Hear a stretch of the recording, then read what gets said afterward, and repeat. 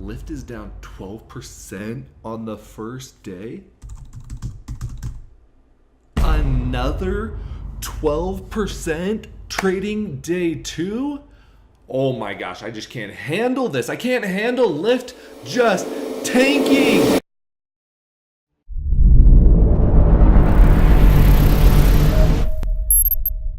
Hey everybody, welcome to Young Money Investments. In today's video, we are going to be talking about IPO for LYFT, and we're going to be talking about why I personally do not like to invest in IPO companies when they come out, when they first hit the stock market, and give you kind of a brief history on a few other stocks that have IPO'd and have not done so well and fared pretty poorly within the past year or so, all today in Young Money Investments.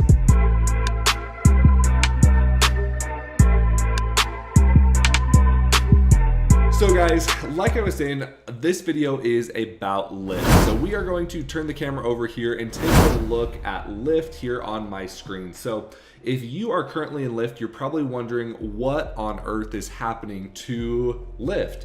Well, the first thing I want to talk about is the fact that it IPO'd all the way up here in the $80 price range. Now, if you had done any research on LYFT or looked at any of the news articles pertaining to LYFT before the IPO, you would know that the IPO price was originally set to be right around $72. Now, the day of the IPO, I don't know how, and I don't even know when this happened because I was trading some other stocks, but the price was way higher than what I even expected it to be. Now, at $72 for an IPO, LYFT was already way overpriced. I think anytime a company IPOs, and this is going to be kind of my rule number one for why I don't trade IPOs, is because anytime they are given a valuation for an IPO, the co-founders and the CEOs or the board of directors, whoever is on that board, they overprice and overvalue the stock. So whatever value is given to that company for that initial IPO price, it's overvalued to begin with. Like, it's not a fair market valuation. And so if you're buying that, and even if it runs up, you're still buying it at a more hefty premium than what the company really should be worth. And a lot of that reason is because people get hyped, people buy the news, people think that, this company that just came out, has a lot of great potential. For example, LYFT isn't even profitable at this moment. Uber and Lyft both, I don't believe, are profitable companies right now. And so for me, I've seen a lot of new investors and new traders go into this and go, I got to buy into it because it's FOMO. And what's happened is, if you take a look here at the charts, you're seeing that it has dropped from its peak, during the first hour or so of it trading, or 5 minutes actually. This is a 5-minute candle. First 5 minutes it popped, and then going into the close, we're talking about 11, almost 12%. I mean, if I bring this down here just a little bit, you'll see, that's a 11.73 really with the top of the wick here. You're looking at a 12% drop. So that is going to be the first reason that I don't normally buy into IPOs. All right, guys, so another company that is a good example of a pretty poor kind of IPO was none other than Snapchat. So Snapchat came out just a couple of years ago, was the IPO. This was during 2017. This is a 3-year, 1-week chart pattern here for Snapchat. So as you can see, when Snapchat IPO'd, it definitely skyrocketed. It went from, I believe it was down at like $24 open. And then you see that it just started to tank and consolidate and run up and then tank and then come up and then tank and tank.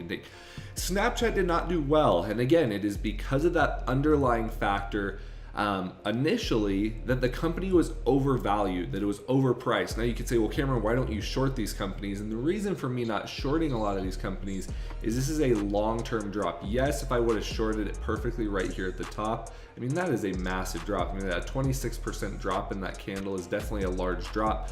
The LYFT IPO, obviously it's dropped to almost over 20% in the first 2 days. That is a great return, don't get me wrong, but I'm more used to and love shorting momentum penny stocks. Those moves, that 20% move happens within a day in the penny stock market. And so that's why I don't end up shorting these necessarily, but a lot of you are wanting to go long on these or swing these trades, and you're going to get smashed if you're trying to take a long position on a lot of these IPOs. Again, going back to the fact that it is overvalued. Another company that we can take a look at here is going to be Dropbox, which actually IPO'd I believe last year right around this time. So if you take a look at this is the 180-day chart. We're looking, or sorry, the 1 year chart, and every candle is a 1 day. So you get kind of a better idea of what is going on here with Dropbox, right? So Dropbox, again, I mean, I would say it really did pretty decent when it first opened up here, right? Started out, had some dip at the open, but then kind of consolidated, had a nice pop, came down, it was holding this support level, and as you can see, then it had a nice run up, you know, right? Everyone was thinking, oh, this company is going to the moon. Everyone got FOMO, it definitely ran a lot, and then what happened? It came back down to earth, and that's where you started to see this trend, right? You started to see where it just really was overvalued. It has continued down within the past year to drop in value. Again, going back to my original philosophy of these companies when they IPO are overvalued. Now Snapchat, right, it's continued to drop because it's really not a great product recently. I mean, it's not profitable. There's so many metrics. People aren't using Snapchat nearly as much anymore. So I don't want to talk about that necessarily with Snapchat. I know you could you could write a whole bunch of things in the comment section. Oh, well, the reason Snapchat's done worse is because of X, Y, and Z. Yes, I fully understand that. But the reality is these companies are overvalued. Yes, this one took several months, right? And it had a nice little pop. You could have made plenty of money on it. But what has it overall done since then? It has continued to drop. And that's something that you need to realize with an IPO. And so those are really the main points I want to make with any IPO. Going back to LYFT, and this is going to be kind of my word of caution to anyone that's trying to get into this, is if you're looking to trade this and maybe buy the dip, you need to realize now that right now we are trading at roughly a price of $167. Yes, the IPO, like I said, the initial IPO was supposed to be somewhere right around $72, which would give you, right about to here, give you about a 6% profit margin, right? The reality is, and this is going to be the other reason I don't like trading IPOs, is because you have no way to choose support and resistance lines.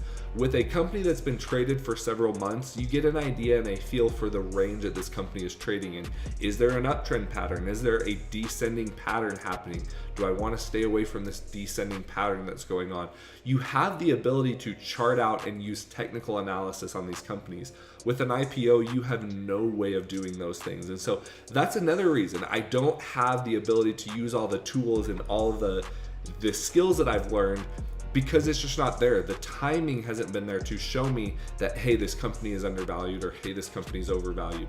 The fundamental analysis of the company, normally 9 times out of 10 with an IPO, will tell me that this company is overvalued, but I have no technical analysis to go off of. And I am obviously a mixture of a fundamental and analytical or technical trader. So I like to use both. And this, with an IPO, you just don't have that. You have no ability to see those things. And so that is why I would caution anybody, if you are looking to get into if you're looking to get into LYFT, realize these things. Realize that you have no ability to really gauge how far this company could continue to pull back.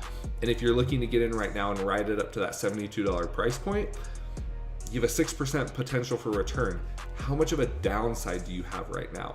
The third and final thing that I want to discuss is usually towards the end of a bull market, a lot of companies will actually start to IPO. It's kind of the sign of the times that we are coming to the close of a bull market, when a lot of companies that really shouldn't be IPOing actually start to IPO, and that is because they want to get a whole bunch of capital and get a capital raise, and that stock is going to just fall and get demolished during a recession or during a pullback in the economy. And they don't care. They just need to get the money right now. So I know it's a pessimistic view, and I know a lot of you might not like that opinion, but hey, that is my opinion, and that's what I see with this. So thank you so much for tuning into Young Money Investments. If you'd like to check out maybe another one of my videos, there's always a few you can always check out here. There is a free Discord group that I have on Freak. It's on WeTrade HQ. If you want to check out WeTrade HQ, there's a bunch of free tools as well to track your trades. There is free podcasts, all sorts of great stuff on there, as well as some great premium content. My courses on there. There are some great mentorships. We have many different mentors on there, some that do penny stocks. There's all sorts of good stuff on there. But hey, like I said, I'm glad that you got to tune in for this video, and hopefully that was insightful and helpful if you are looking at LYFT. If you found this video useful, please give it a thumbs up. I would appreciate it. It helps out the algorithm so that other traders can actually end up viewing this and getting a little bit more help as well. If you haven't subscribed already, hit the subscribe button, click the bell notification, and I would love to have you here a part of Young Money Investments, where we are crushing the stock market. Talk to you guys later. Bye.